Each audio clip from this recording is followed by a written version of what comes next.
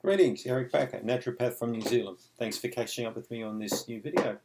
What sugars, natural sugars, do I recommend for people on the Candida diet? Well, to be honest, I don't recommend any sugars at all. I don't really like any sugars in my kind of diet. I'm a beekeeper. I might have already mentioned that to you many times, so I use honeycomb or honey. But then again, I haven't really got Candida, not Candida issues. Especially Manuka honey is my favourite, which is proven to have many different antibacterial and antifungal properties. So xylitol and stevia I've written about quite at length in my book Candida Crusher. I particularly like xylitol. I used to buy big bags of it when my kids were little, and so xylitol really has only been around, I think, for about 20 years. And it's actually very popular in many countries. When it first got launched in the UK, in England, it got banned. Well, they tried to ban it. The sugar board hated it. But what I love about xylitol is it's actually a sugar alcohol. So it's a kind of sugar that's not really a sugar. It's extremely sweet, and it's found in many different types of berries and fruits and even vegetables, and even bark from birch trees it's found in.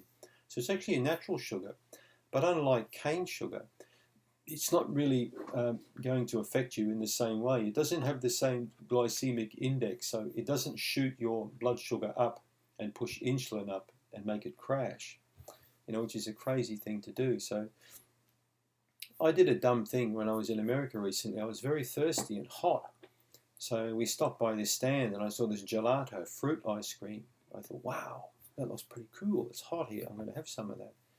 So I had a scoop of this, and within 10 minutes of eating it, I got shaky, palpitations, I felt nauseous, and I thought I was going to pass out. And Tracy thought I was going to have a heart attack, but I knew it was a blood sugar problem, and I knew how stupid I was.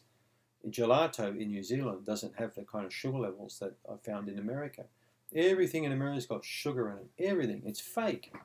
I'm sure they even put sugar in toilet paper over there, So, yeah, xylitol, it's good.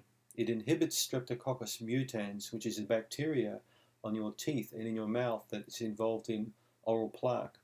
So the dental associations love xylitol because it actually stops dental decay, would you believe it? So it's actually very good for children, and it's also put in toothpaste for that reason and in chewing gums. Xylitol, like stevia, we'll talk about it in a minute, can come in sachets or in containers. Just be careful it hasn't got maltodextrin or other kinds of crappy sugars mixed in with it. Sometimes they'll do that. So buy xylitol from a reputable supplier. You can use it in baking and in cooking and things like that. It's very sweet. I prefer that you only have very, very, very small amounts of this kind of stuff. Don't add it liberally to all of your foods. You'll find it too sweet to take in anyway. The other thing I like about xylitol is it inhibits this stuff called acetaldehyde, which is made by Candida, which the World Health Organization has classed as like a kind of carcinogen, like a cancer-causing compound.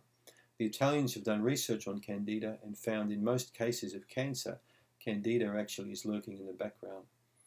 So, and this xylitol can inhibit the toxin produced by Candida that actually pushes cancer up. So it's not a bad one. But my preference is for stevia. Stevia rambundiana is a small plant that grows in Paraguay and various countries like that in South America. It's beautiful, sweet flavour.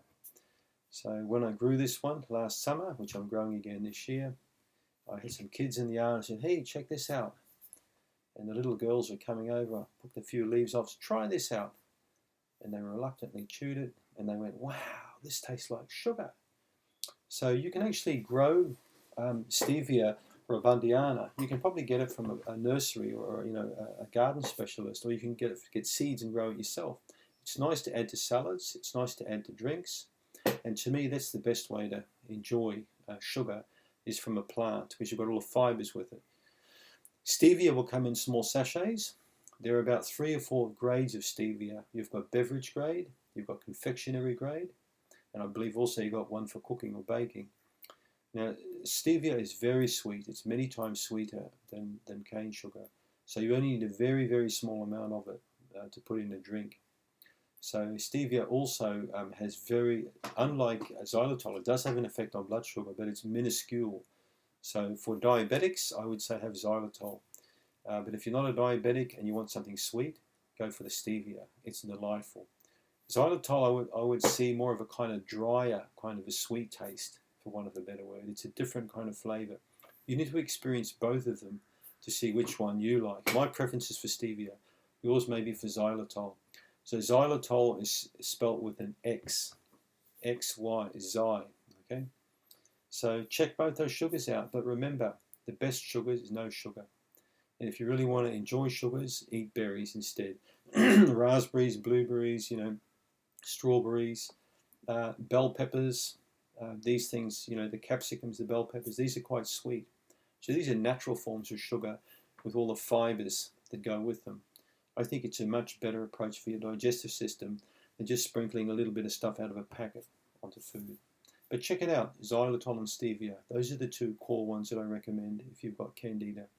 They may be an issue with small intestinal bacterial overgrowth.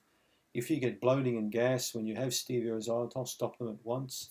And you may need to do some breath testing for SIBO or or whatever you call it. And if you get a lot of really bad issues with these kinds of sugars, you may even want to consider comprehensive stool testing to see if you've got a lack of beneficial bacteria and lots of bad bacteria lurking in your digestive system. Because this is often the case when these sugars really play up on your digestive system. So it's not just candida, you've got to think about other bugs as well. Thanks for tuning in.